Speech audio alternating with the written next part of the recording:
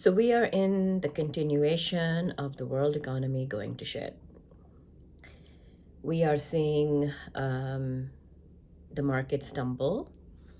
I think the Dow opened 500 points down. The oil markets are still quite elevated, between 97 and 100. It rose to about 110 overnight.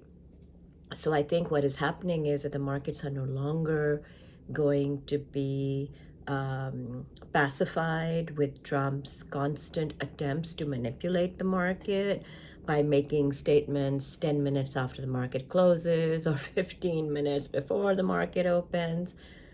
I think that lollipop is kind of over for the Trump administration.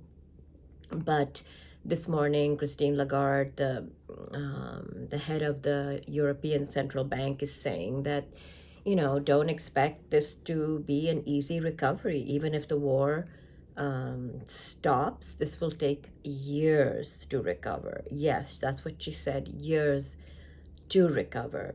So there is that. The Strait of Hormuz remains very difficult for navigation. Apparently, 2 to 3,000 ships are stuck, with about 20,000 people stuck on those ships. Iran has allowed Malaysian ships to transit, but has turned back 3 tankers, apparently, that they said are aligned with the U.S. and Israel. So I think those were shipments going to the U.S., even if they were Chinese ships, or they were flying Chinese flags. Um, so let us see what supposed grown-ups are doing this morning, and what is being reported either by serious reporters or by stenographers. So a key stenographer from Axios is reporting that J.D. Vance had a very testy conversation with Netanyahu, telling Netanyahu that he has failed in all his predictions. Remind you of something? Ah, yes. Same guy was reporting that Biden and Blinken had very testy conversations with Netanyahu when the Gaza starvation and genocide was underway. Um, that all turned out to be nonsense. So here we are again, putting it out there that the relationship is very tense and there's friction going on. Um, they're trying to blind everybody to the fact that they are so deeply, deeply connected and in such deep embrace, because we do not see anything different, and we're not going to be gaslit on that front. So there is that happening. Then there are reports coming out of Israel. Now, again, take everything with a pinch of salt.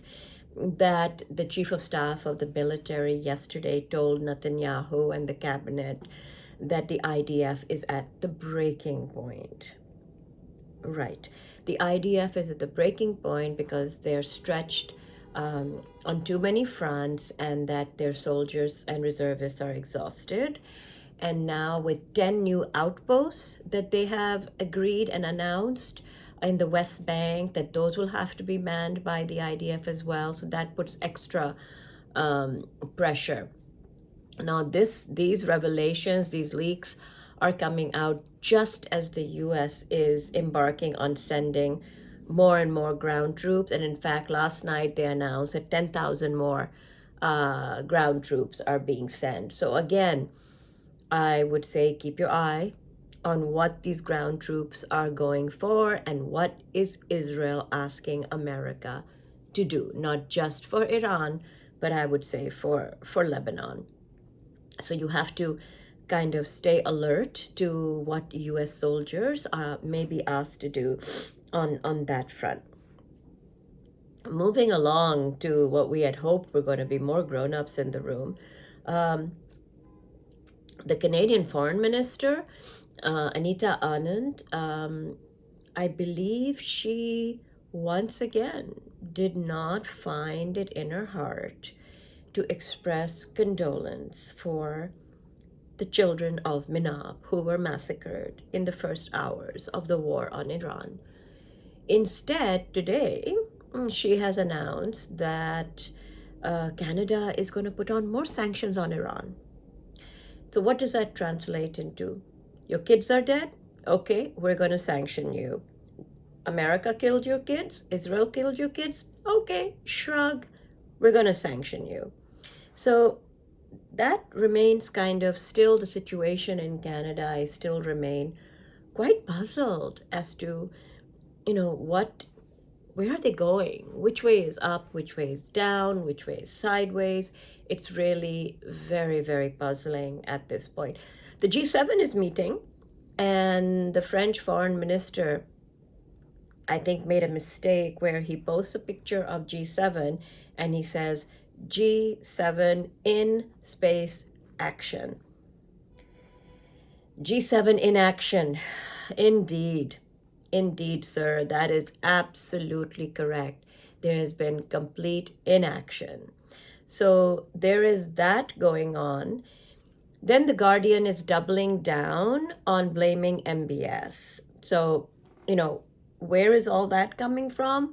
You have to wonder who these anonymous sources are, who these anonymous intelligence sources are, saying that MBS is insisting that Trump hit Iran hard and hit them harder and harder and not to stop this war.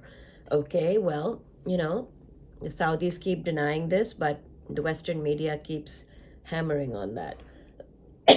Very good. I guess Israel has nothing to do with this and all is good. It's all the fault of Saudi Arabia. And why it can't be Israel and Saudi Arabia, I really don't know. But right now, the entire focus is on Saudi Arabia. Then another awful piece of news, which I guess should not surprise us, but it still shocks us, is that Pete Hegseth, or Pete the Crusader, refused to promote Black individuals and women to the next level of 1-star or 2-star in the military, although they've had stellar careers. And one statement that's coming out, or leak that is coming out, is the Secretary of Defense was told by some special advisor, not Pete Hegseth, but another individual, Mr. Driscoll, was told that they must be taken off the list because Trump will not be seen being photographed with a Black woman. So Pete Hegseth, instead of going through the process of promotion and not interfering in that, decided to strike them off the list. Just take care of the problem, disappear them. The reason why that reporting is more believable is because for years and years, including during his first term, Trump has been calling Black people low IQ, and particularly Black women. He has called low IQ, disgusting, evil, but mostly low IQ has been his mantra against Black people, particularly Black women. So one can just go through the history of what he has said and how his cabinet members and other Republicans have just been circus sealed for all of that. So that is what is going on this morning.